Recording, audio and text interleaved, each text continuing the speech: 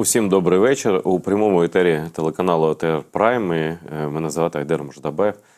Сьогодні ми будемо говорити про цю війну, а кожна програма так чи інакше присвячена війні. Вже більш ніж 2 роки, так і буде далі, до перемоги. Але сьогодні ми в дуже специфічному аспекті обговорюємо цю війну, бо він стосується участі представників релігійних організацій у війні і ставлення керівників і суспільства релігійного до цієї війни. Причому ми, і принаймні в моїх етерах, взагалі питання релігійне не розглядали ніколи. А тут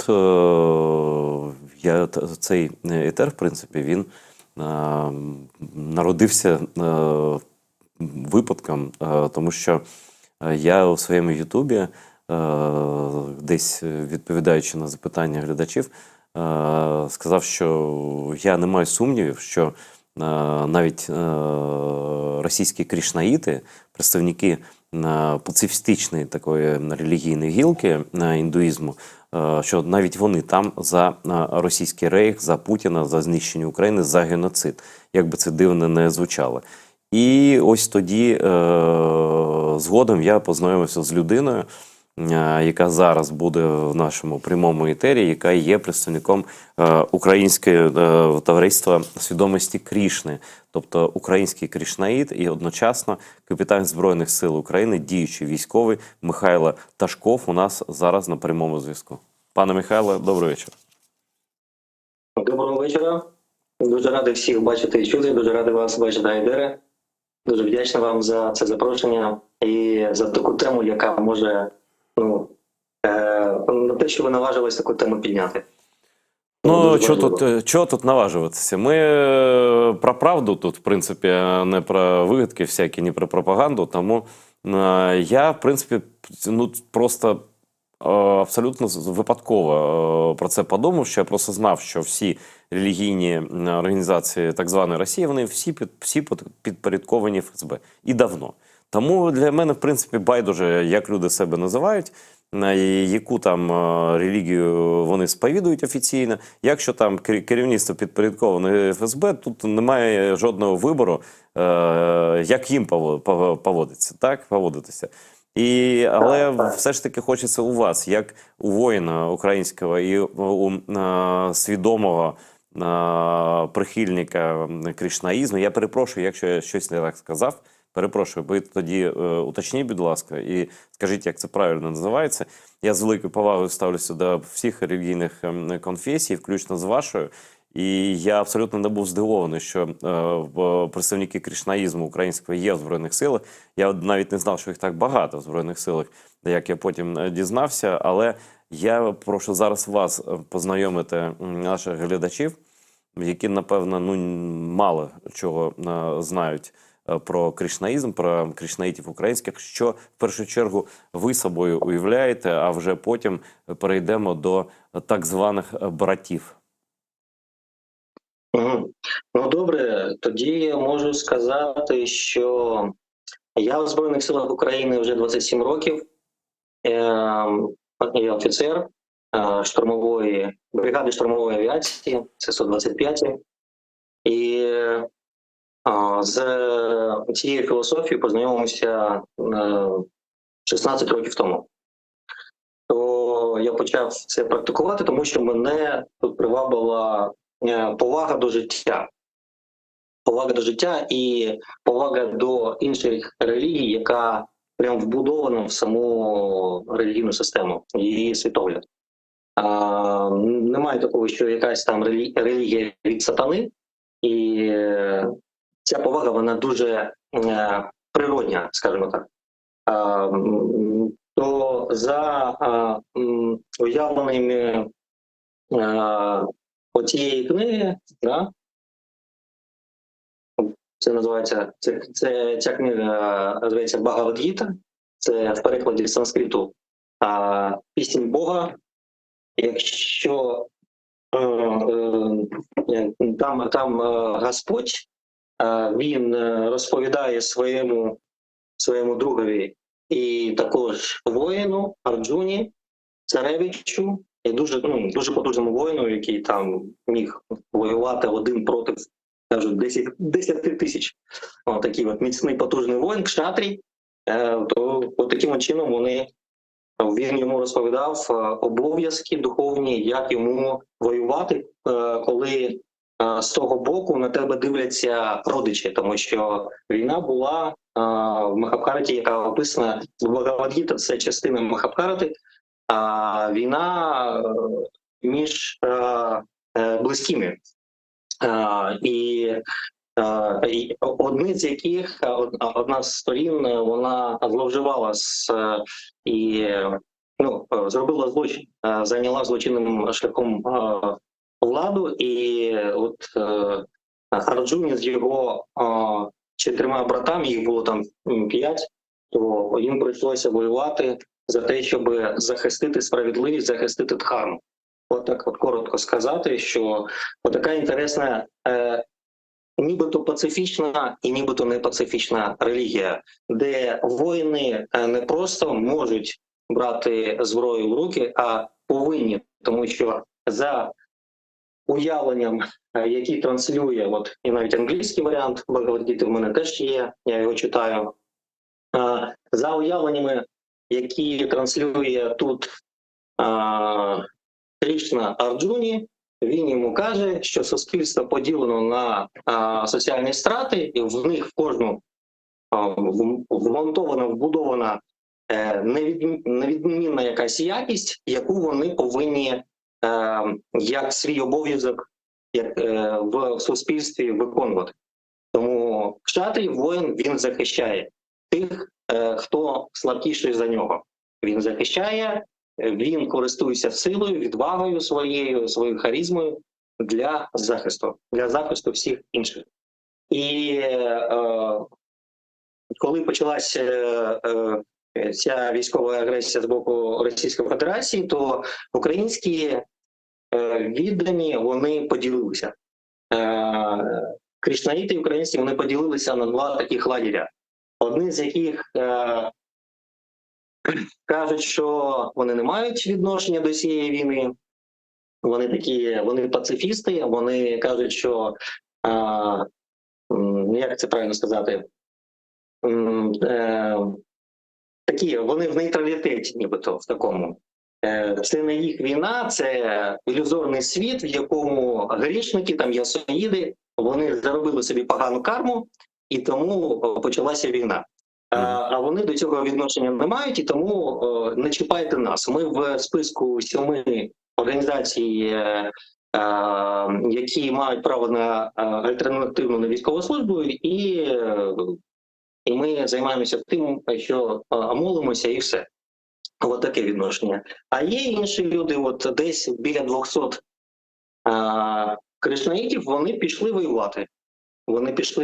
Навіть були професійні військові офіцери, навіть старші офіцери, які служили і до повномасштабного вторгнення, а були якісь хлопці, які були просто людьми. Хтось, я не знаю, навіть такі були, які займалися манікюрщиками були. Хтось був там міжнародним тренером з греблі, хтось десь в Канаді водив, дальнобійником працював, водив великі вантажівки. Хтось десь на якомусь судні на морському китайському робив і покинув своє судно і приїхав в Україну. Пішли воювати. Десь біля 200 осіб воює, і ми збираємо цей список. Мій проєкт займається тим, щоб якось їм допомагати, тому що офіційний наша організація офіційна, вона в такому настрої дуже інтересному, який я б сказав, що він не, як сказати правильно, він не сумісний цьому настрій з перебуванням в країні, яка захищає своє право на існування. Давайте, пане Михайло, давайте по пунктах тоді. Тобто ви стверджуєте, що є частина прихильників свідомості Крішни і членів організації, яка є легальною релігійною організацією в Україні, яка просто відсторонилася від війни, яка байдуже до цього. І серед таких людей є люди і в керівництві організації, які не висловлюють свою або позицію організації із засудженням геноцидальної війни, яку Росія розв'язала. І є також люди, ну щось тут дуже схоже на поведінку структури, я перепрошую, якщо я не хочу нікого образити, на поведінку так званої УПЦ МП в Україні, яка теж ну, відкрито не закликає там до знищення українців, але ж мовчить і тримає зв'язки з Москвою, і я вже не знаю, коли буде остаточно заборонена ця шпигунська організація. Я не знав, що серед кришнаїтів теж такі проблеми, і ось для мене це ну, трохи дивнувато звучить, але я розумію, що ви маєте на увазі, пане Михайле. Тобто хтось прикривається тим, що ми пацифісти, і це не наша війна. Інша частина каже, ну, так, може це і війна проти України, але ми не будемо брати зброю, тому що ми там проти насильства, релігія наша. А такі, як ви, і таких сотні людей, які пішли просто, ну, тому що це за правду, і це як ваша ж книга, яку там всі так чи інакше бачили. Я цю обкладинку бачив, я просто не знав, що там поруч із Кришною воїн знаходиться, і що захищати своїх близьких – це обов'язок кожного прихильника цієї релігії, абсолютно не те, що… Тобто релігія не в тому, щоб не їсти м'ясо, ну, це не головне. Релігії, так, або щось їсти. Все ж таки, людина – це те, що вона робить, а не те, що вона їсть, у першу чергу. Ну, це моя така думка. А далі я прошу вас розказати про ситуацію зі зв'язками можливими з російською організацією кришнаїтів. А те, що вона… до речі, щоб ця розмова була більш змістовною, я попросив наших режисерів зробити таку невелику нарізку, навіть не нарізку, це компіляцію з різних уривків виступів різних російських гуру кришнаїтських, таких дуже відомих. Щодо стосовно повномасштабної, я вже не кажу про окупацію Криму, щодо повномасштабної війни по нападу Росії на Україну. Давайте послухаємо, що вони кажуть, причому публічно, а потім з українським воїном-кришнаїтом, паном Михайлом, розберемо, що там у кадрі і що за кадром. Не впадать вот в депрессию, в панику. Что касается военных действий, это также относится к нашему долгу воинскому, законам государства. Это не просто, да, какая-то вещь навязанная мне провидением, да, несправедливая, а это то, что, ну, я должен сделать в моей судьбе, мой долг это. Поэтому здесь, друзья мои, я думаю, каждый должен сам, ну, разобраться в своей ситуации, принять ответственность и долг, решения. Нет, не только это, не только это. Есть еще законы государства. Надо это помнить. Вопрос, он поставлен не очень корректно. Не все я решаю. Естественно, я имею в виду в рамках закона.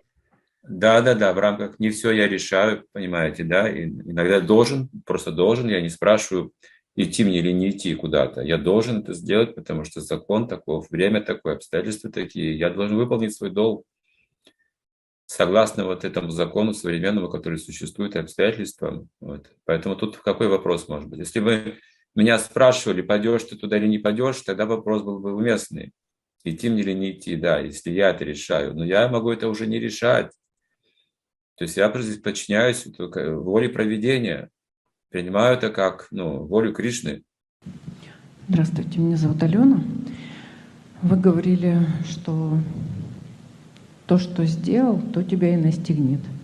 То есть убил, тебя убьют, будешь убитым.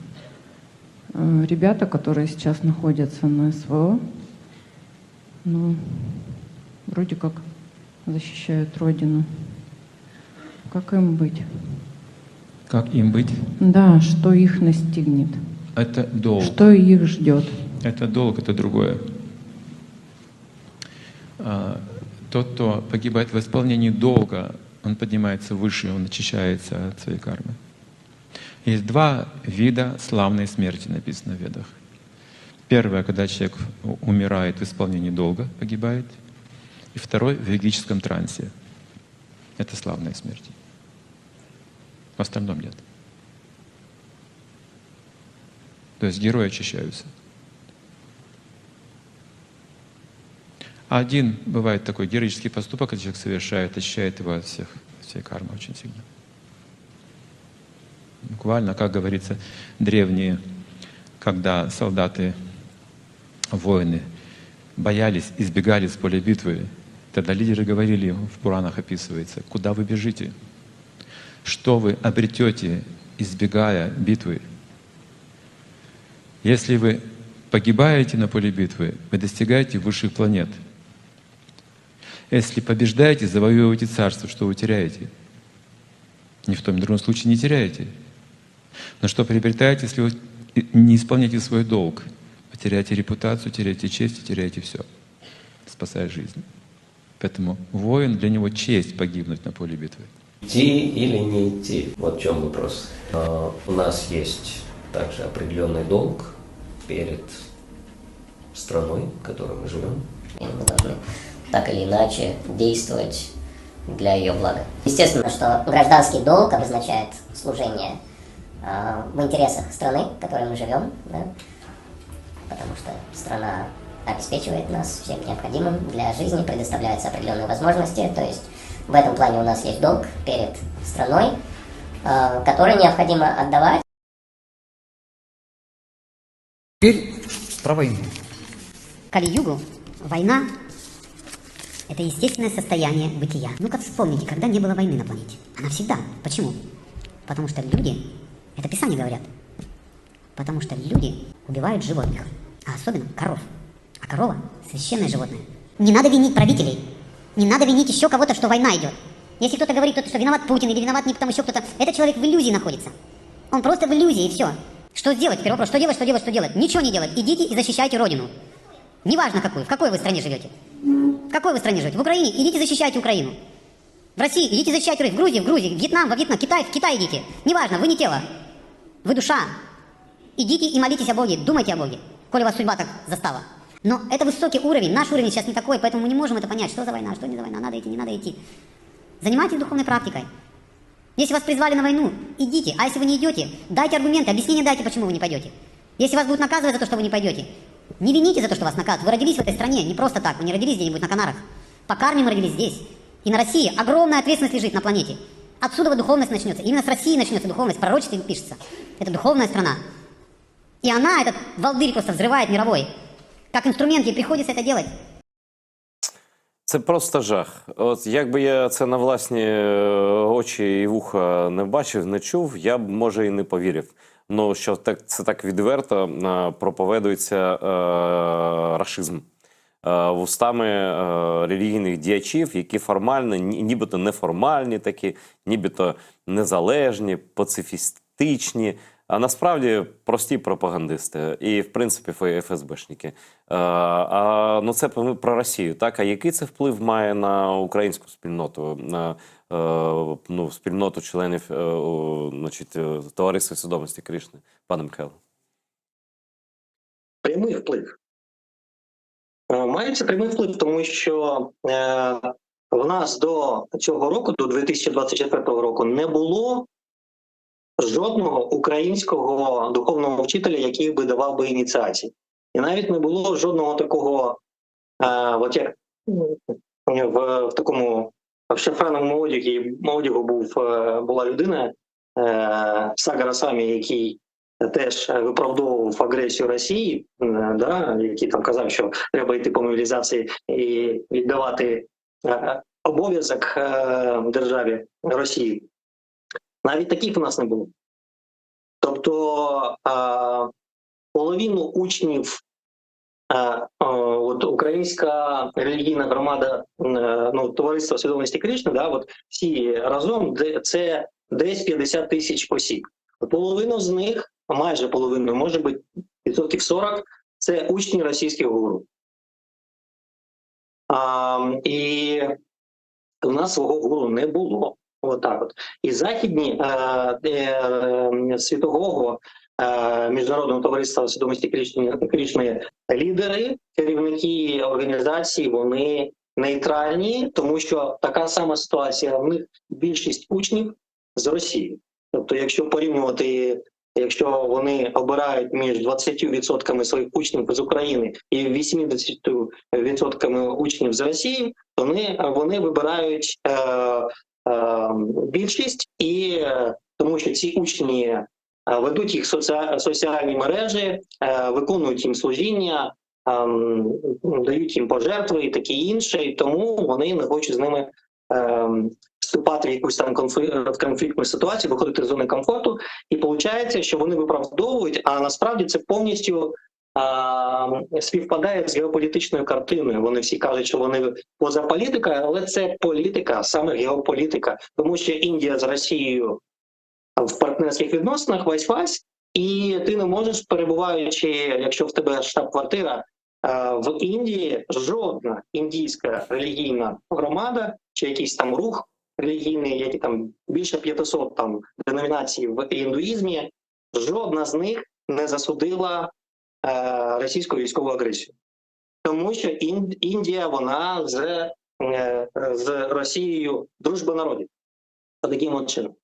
І якщо є російське лобі, а воно є у всіх релігійних цих громадах, всіх цих деномінаціях проіндійських, а воно є. І якщо там більшість учнів, бо, скажімо, сама більша кількість послідовників навіть в нашій організації, це Індія, потім страни СНД, і потім ще трішечки весь інший світ, скажімо так. Тобто, а стран СНД колишніх саме більшу кількість займають саме росіяни. Це їх учні, це ті, хто займається служінням для них, і вони не хочуть це втрачати. Тому, кажучи, що ми поза політикою, керівництво нашого товариства свідомості Кришни, воно каже неправду. Тому що, з боку, очевидно, що це виглядає так, нібито вони просто не хочуть конфлікту, не хочуть виходити з зони комфорту. На жаль, це така ситуація. А хлопці, які тут щирі хлопці, щирі дівчата, вони налаштовані на захист України, права існування українців, українського народу. І вони жертвують своїми життями з тих 200 кришнаїтів, які воюють. Я вам скажу, що в нас в списку вже 26 загиблих. І двоє, які безвісті пропали, але це вже півроку тому було, і можемо рахувати, що, скоріш за все, вони теж загинули. 28 мужних героїв, які віддали своє життя на захист не просто якоїсь національної ідеї. Як кажуть кришнаїти, що це така національна обумовленість, така, скажімо, бо саме головне гасло, що ти не є не тіло, ти не є українець, ти душа така, трансцендентна така, космічна така, такий от мешканець навіть не всесвіту, а мешканець космосу такого, безкінечного такого всесвіту, отак, скажімо так, таке уявлення.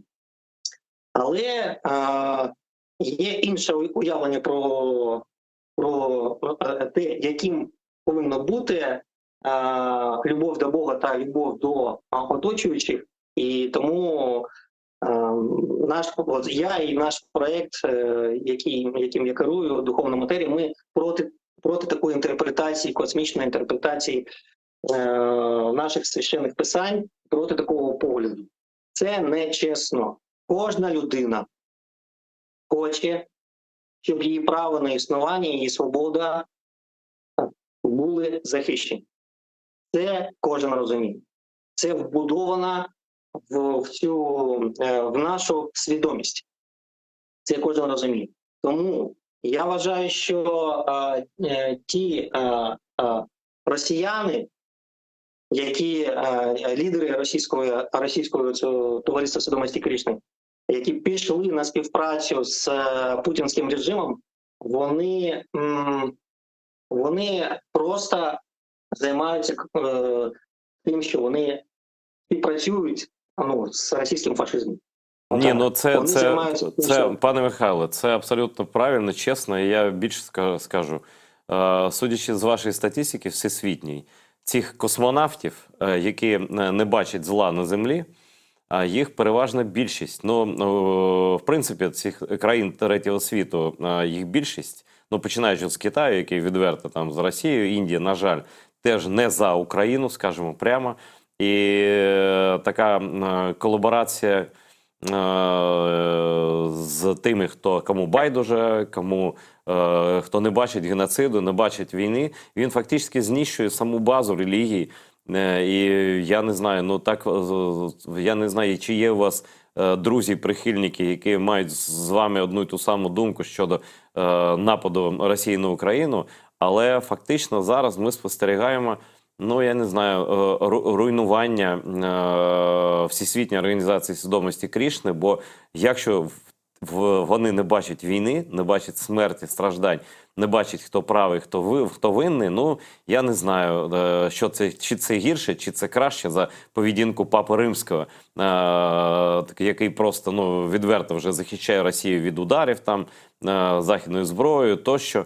Але це не значить, що всі католики, м'яко кажучи, не значить на боці Росії. Так само і не значить, напевно, що і всі прихильники свідомості Кришни, вони за Росію. Але ця масова байдужість, я вже не кажу про тих антилюдей, яких ми бачили, це просто злочинці, тут немає про що казати. Це учасники пропаганди, які заохочують людей не просто відмовчуються, а заохочують йти вбивати в несправедливій війні абсолютно ні в чому не повинних людей, так? Я не знаю, але дивує більше за все те, що ось у вас є громадська організація. Але ніхто, я точно це вже згадав, я згадував, я пам'ятав різні там заяви різних організацій, але жодного разу я не чув жодного слова від українських, гучного там слова від українських кришнаїтів. Я навіть, чесно кажучи, на вулиці не особливо їх бачу. Раніше було частіше зустрічав. Зараз просто якби немає цієї організації. Вона там десь лежить на дні. І при тому, як я розумію, вона не розриває стосунків з російськими оцими прихильниками війни і нападу на Україну. Я правильно розумію?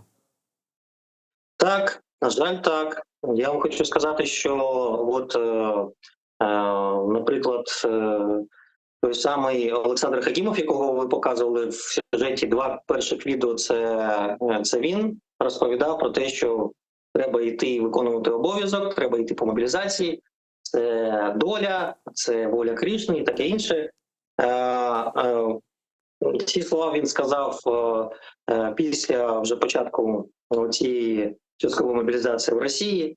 І після цього були ці обидва відео, скажімо так. Так от, нещодавно, буквально декілька тижнів тому, в Україні в нього приймали українські кришнаїти посвяту, ініціацію.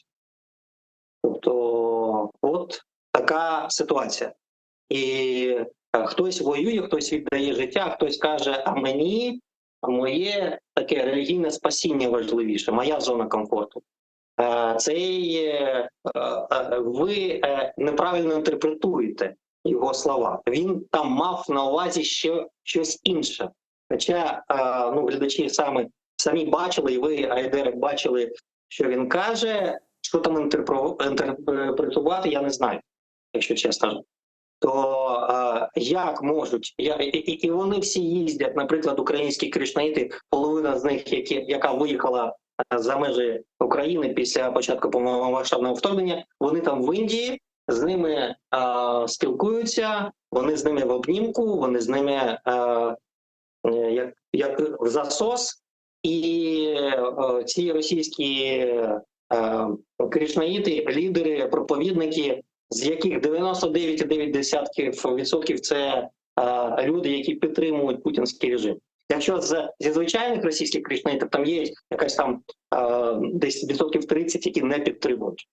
Але з лідерів, якщо ти хочеш бути і залишатися лідером, там якимось там керівником, президентом храму, чи там якийсь там главою якогось там департаменту, чи управління там Кришнаївського в Росії, то ти будеш співпрацювати. Ти не можеш щось казати, і вони саме себе, і вони щиро вважають, що з Росія там вона принесе в золотий вік, якесь там духовне якесь відродження на цю планету, і що Росію змусили, і Україна спровокувала, Україна сама винувата, і все це якісь там американські архітектори, англосакси і таке інше.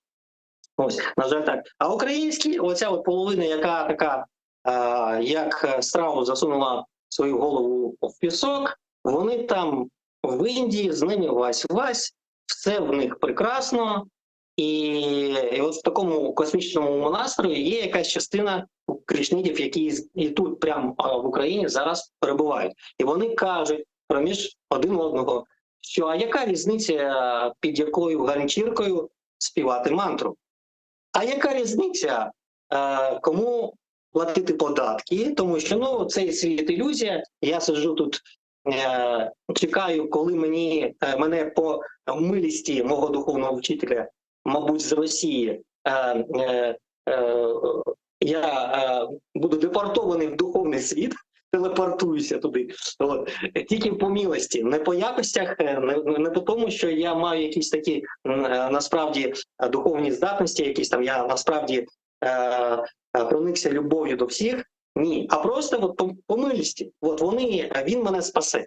Він мене спасе. І тому я чекаю цієї депортації. І мені байдуже, що в цьому ілюзорному світі в Україні прямо навколо мене происходить. І вони такі речі кажуть. Пане Михайле, вони, звісно, кажуть, але я думаю, це моя особиста думка, я трохи спостерігав за представниками різних релігій, і серед різних релігійних діячів, особливо серед керівних на Росії. Там майже всі пристосуванці, майже всі вони мають успішні бізнеси, майже всі вони залежать від влади, майже всі вони, вже не майже. І причому це стосується іудаїзму, я вже про російське православ'я так зване не кажу. Да? Це стосується іудаїзму, це стосується протестантських церков, це стосується навіть частини католицької Римської церкви, яка підпорядкована Риму, але знаходиться в Москві тощо. Так? Там були депортації рабінів, які не підтримували окупацію Криму, які були просто не те, що там навіть про окупацію Криму, просто в принципі не були в системі ФСБ. Там верифікація 100%. І я просто по тих словах, які ми чули, по тих ганебних словах, і словах просто абсолютно їх можна випускати на перший канал там пропагандистами. Я думаю, що вони в принципі і ходять, кудись інтерв'ю дають на підтримку російської терористичної армії. В принципі, це просто робота на ФСБ плюс особистий прибуток. Я певен, що всі ці люди мільйонери, що в них усе нормально з грошима. І чомусь я здогадуюся, я припускаю, що і українські лідери, про яких ви казали, яких не чутно, теж належать до людей, які є бенефіціарами цієї мережі, яка ось керується з Москви і керує досі українськими кришнаїтами. Тут для мене все, в принципі, зрозуміло. Не знаю, наскільки це розуміють самі представники вашої спільноти в Україні, всі чи не всі, але тут неозброєним оком усе, в принципі, видно. Питання інше, що з цим робити, пане Михайле? Всі ми потребуємо підтримки один одного, бо ми всі бачимо, що світ підтримує країну, але, так скажемо, шатка-валка, скажімо так. Ніхто не зрозуміє нас, українців, крім нас, самих українців. Якщо ми не будемо підтримувати один одного, якщо ми не будемо оце плече один одному підставляти та тримати цей разом удар, то перемогти буде дуже-дуже складно. І що робити? Потрібна допомога, потрібна моральна, етична оцінка з боку суспільства. певних дій, певних осіб, скажімо так. Чи згодна Україна і згодні українці з тим, що релігійна організація, одна з великої кількості, яка існує тут в нас в Україні, чи має вона такий от нейтральний умонастий, чи може вона мати? Чи українці погоджуються з цим? Пане Михайле, я перепрошую. офіційної- Я перепрошую вас, перебив, ви ще продовжите, ще багато у нас часу. Щось мені здається, що якщо просто ви ж сказали, що люди досі, члени правління і якісь прихильники значить, організації досі мають повний контакт саме з цими людьми, які от щойно тут розповідали, що Путін усе правильно робить, що треба йти воювати, що Росія – це центр духовності, а не країна, яка здійснює геноцид українців, що вони спілкуються з місцевими, з людьми, які знаходяться зараз діячами в Україні. І, в принципі, а чи це не підпадає під закон про заборону організацій, діяльності організацій, які керуються з країни-агресора? Чи я щось неправильно розумію? Це питання до тих певних органів, які контролюючих, які повинні цим займатися. Я тут можу тільки одне сказати, що певні дії осіб керівництва Українського товариства свідомості Крішни, вони так виглядають, як от ті дії, які в Кримінальному кодексі у нас описані як виправдовування агресії Російської Федерації, тому що розказувати тут в Україні, що це демони з демонами воюють, тобто це знімати відповідальність з Путіна і з його кліки путінської. Тобто, отака от штука. Якщо в Україні якісь є керівники Товариства свідомості Крішни, може є і в інших релігійних організаціях, але мене стосується не це, я можу сказати тільки за нашу організацію. Якщо в них є такі умонастрій, що це десь там з Америки спровокували Росію, і Росія ні в чому не винувата, щоб продовжувати в цій співзалежності існувати з російськими керівниками, такими самими Російського товариства свідомості Крішни, то я скажу, що це підпадає під цей є ознаки таких дій, виправдовування російської агресії. Йдеться в першу чергу про оцінку суспільства українського, як воно буде оцінювати, бо ніхто не привертає уваги на це. Як українське суспільство в цілому і певні органи, як вони будуть оцінювати ці дії, ці слова, цю бездіяльність, цю відсутність офіційних заяв щодо засудження російської агресії. Там одна заява була від керівника Українського товариства свідомості Крішни, і вона була рік тому, і те після того, як я відео опублікував воно так і називалося «Нейтральні папи Путіна», про нейтралітет. І там була дуже велика претензія щодо мовчання, і після цього, через декілька днів, коли це відео за тиждень набрало більше 50 тисяч переглядів, він висловився коротко дуже, висловився з засудженням. Так, це не офіційно було навіть якась там заява. Це він сказав своє мнення, свою думку щодо цього. А офіційної заяви жодної немає. Є релігійна громада, є релігійна організація Товариства свідомості Крішни в Україні, і в неї немає офіційної заяви щодо засудження. Тобто, пане Михайле, ми маємо ситуацію, в якій є Московський патріархат в Україні, який не засудив війну жодним чином, і є Товариство свідомості Крішни українське. Тобто їхня поведінка керівництва абсолютно ідентична. Офіційного засудження, ви це відповідально кажете, не було вже більш ніж 2 роки, так? Я не скажу, що прям один в один така сама, але певна аналогія, вона напрошується. Але її я не люблю таких якось таких, як сказати, висловлювань, таких, знаєте, навіщо якісь ярлики. Є люди розумні, які в обов'язок яких входить контроль питань, наприклад, безпеки. І вони розберуться, але треба, щоб суспільство українське приділило увагу цьому питанню.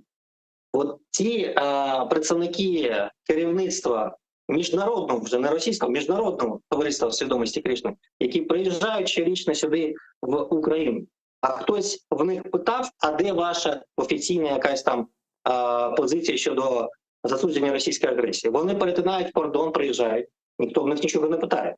Вони тут дають лекції про те, що все це не варто, питання війни,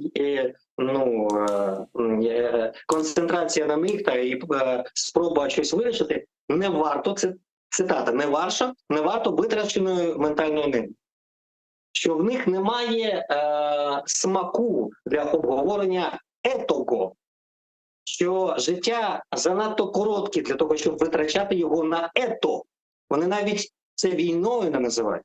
Вони все це називають конфліктом. Вони, як ООН, висловлюють стурбованість. І все. Але офіційної позиції щодо засудження немає. І от питання до нас, до всіх. Бо в танці, в ньому участвують двоє. Да? Тобто є велика країна, є люди, які повинні для себе зрозуміти, чи варта ця релігійна організація, це ці 50 тисяч осіб, які 50 тисяч це майже Умань.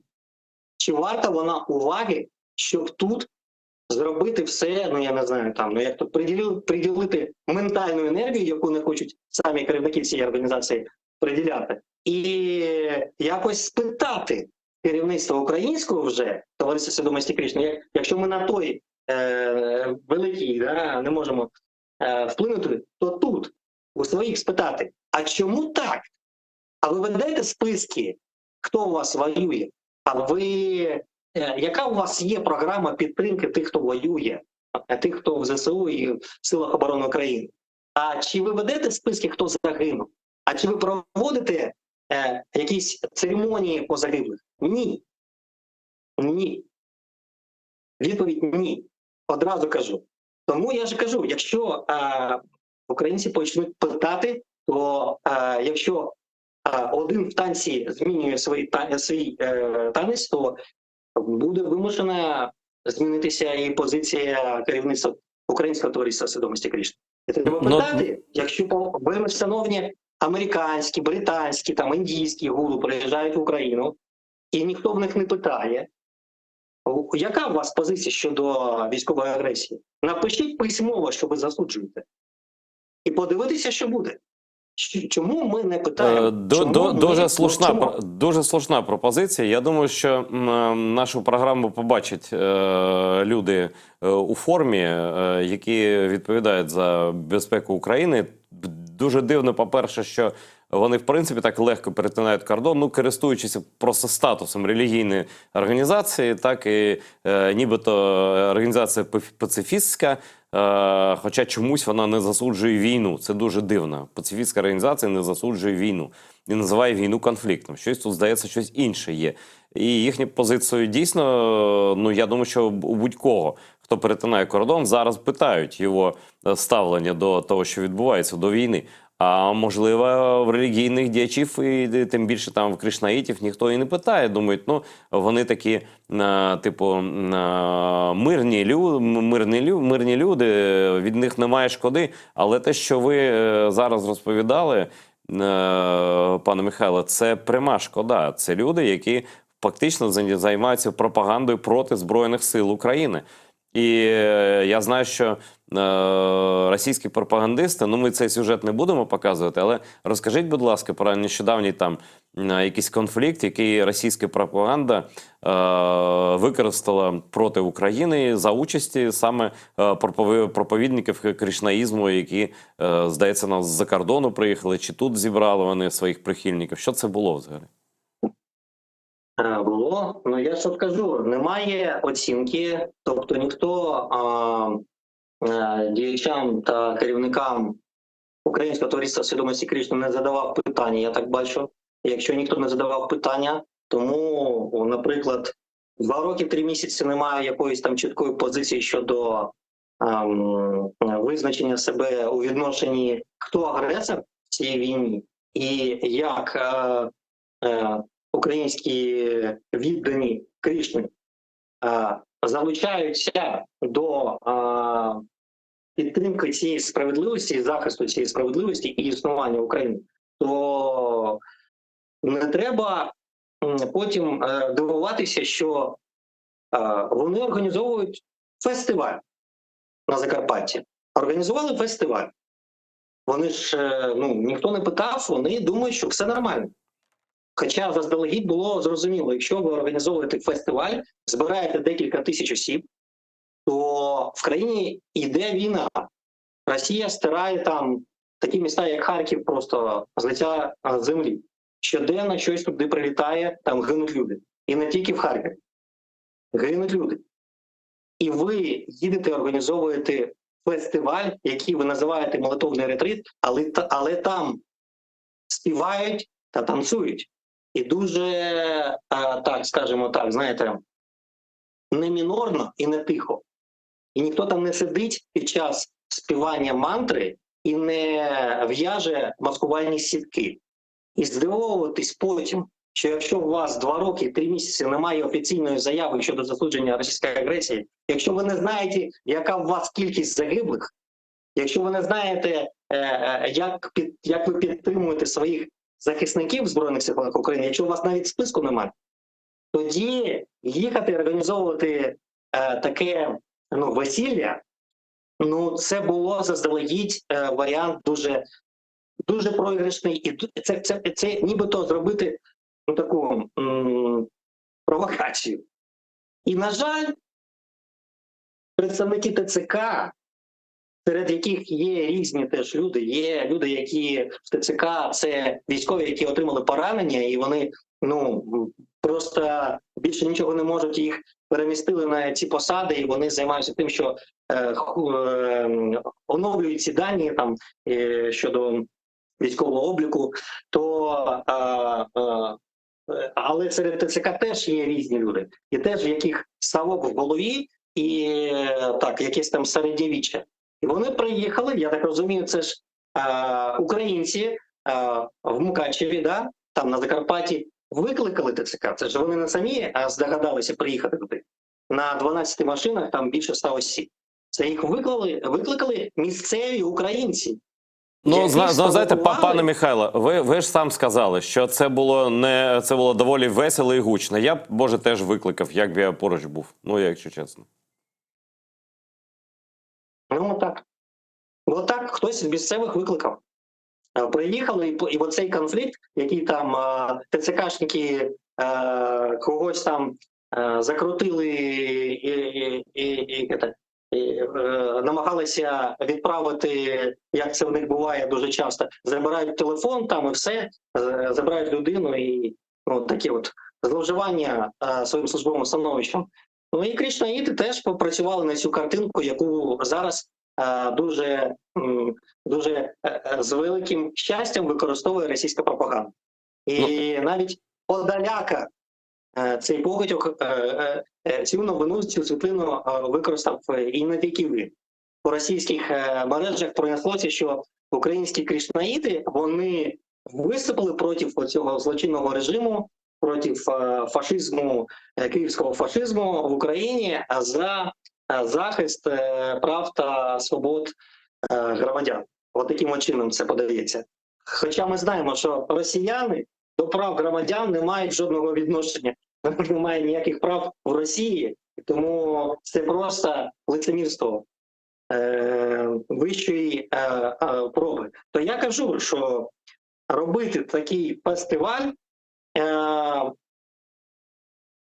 от в такому контексті, як ми з вами тут описали, це була не те, що помилка, це було блюзнірство.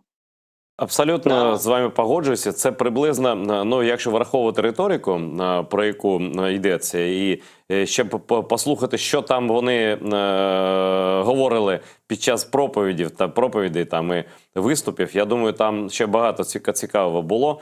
Ну і плюс картинка, яка вигідна окупанту, що ось релігійних діячів там якось там тиснуть на них, там репресують. А насправді ці діячі ми бачили, якого гатунку і хто вони такі. Я думаю, що і у суспільства багато питань виникне після цієї програми. Ну і в принципі, і ви про це розповідаєте не лише тут. Це така абсолютно несподівана для мене тема, але вона має місце. Я дуже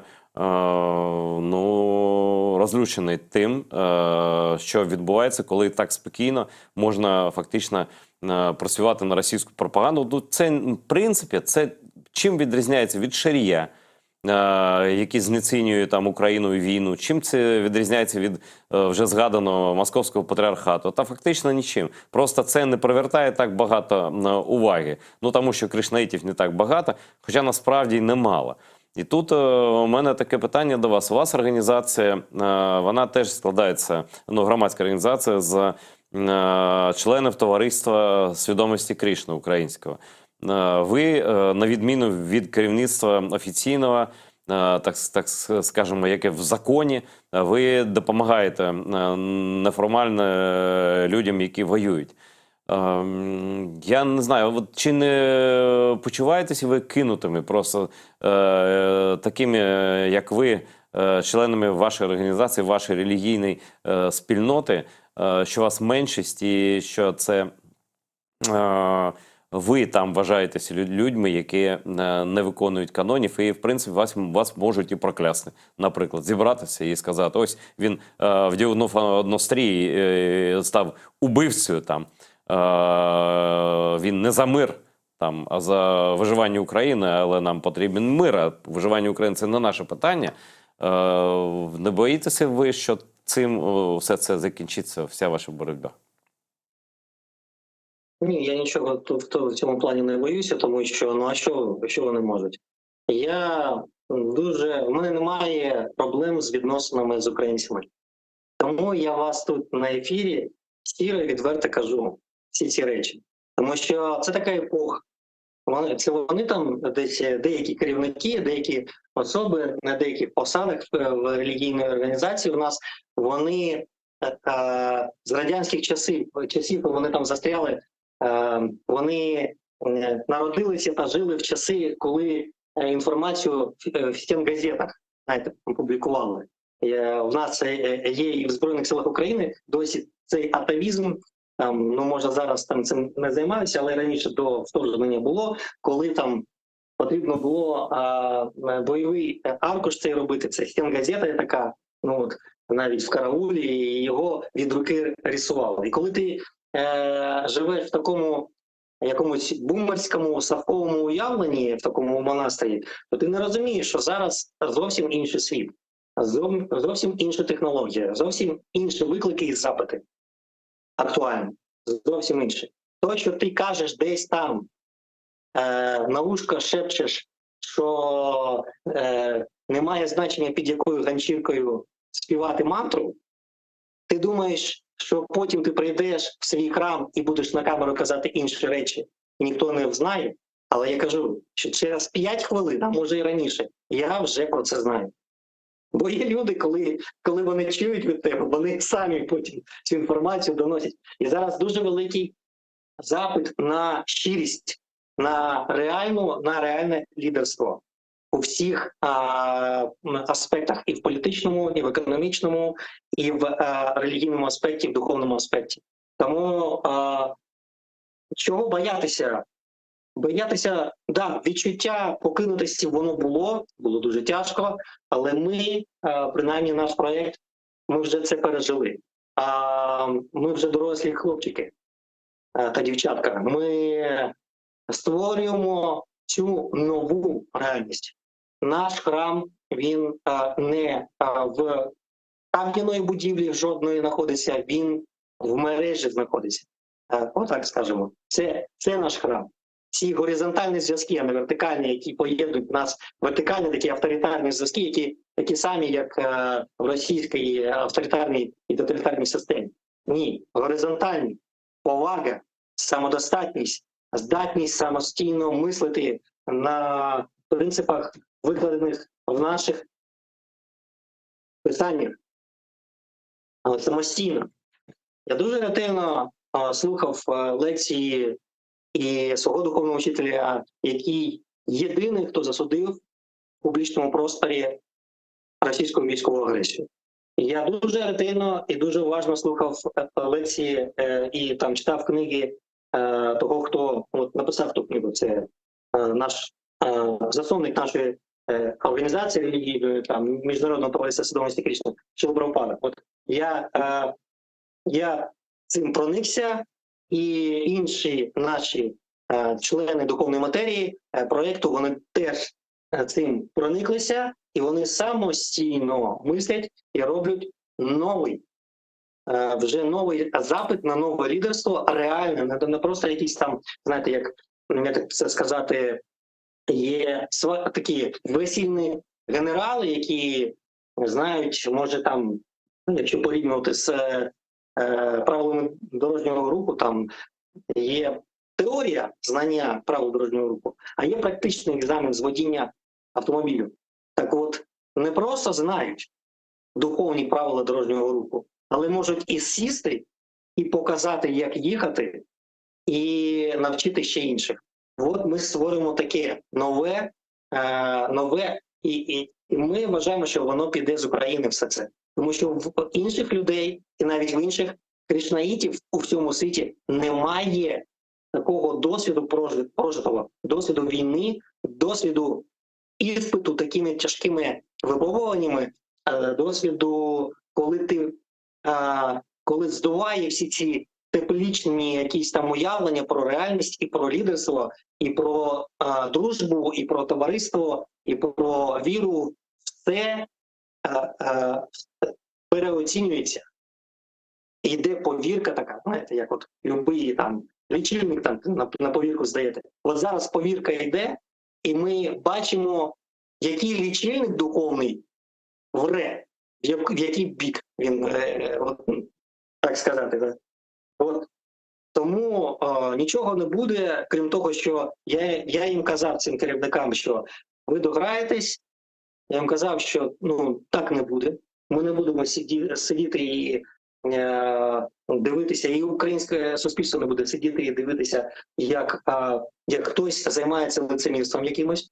Тому або ви пропрацьовуєте в собі здатність ставити себе на місце інших, пропрацьовуєте емпатію та співчуття до інших, і починаєте інтересуватись, повертаєтесь до України, до населення України обличчям, як ізбушка, повертається, як в цих сказках там, до лісу передом повертаєтесь до українців, і тоді є право на існування і право щось тут казати, якусь проповідь нести, там якісь цінності духовні, моральні, етичні розповсюджувати. Або якщо ви не повертаєтесь обличчям до суспільства, у вас немає ані морального права, ані просто якоїсь там основи для існування тут в Україні. Просто немає. Якщо ви нічого не даєте, якщо те, що ви даєте Україні, це от стільки, а берете ви стільки, то я думаю, українці розберуться. Я думаю, всім все і так зрозуміло. Мені немає чого, наприклад, я щира людина.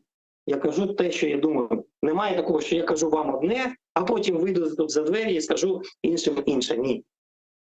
Одне. Є тільки оця правда. Здатність казати, називати факти своїми іменами. От і все. Україна і українці мають право на існування. Російська путінська влада злочинці, це військова агресія. Всі повинні, весь світ повинен допомагати Україні захистити себе. Дякую, пане Михайле. Українське і керівництво Українського товариства свідомості Крішни повинно зрозуміти це. Ну, зрозуміє воно це чи не зрозуміє, але наші глядачі і всі українці свідомі, все правильно розуміють і бачать вас, щиру людину, військовослужбовця. Дякую вам за захист, дякую всім кришнаїтам, які захищають або підтримують військо українське. Правда переможе. Дякую вам за все. Просто це дуже важливо. Говорити правду під час війни. А війна, вона виявляє все. На все добре вам. Дякую. Дякуємо, пане Ігоре.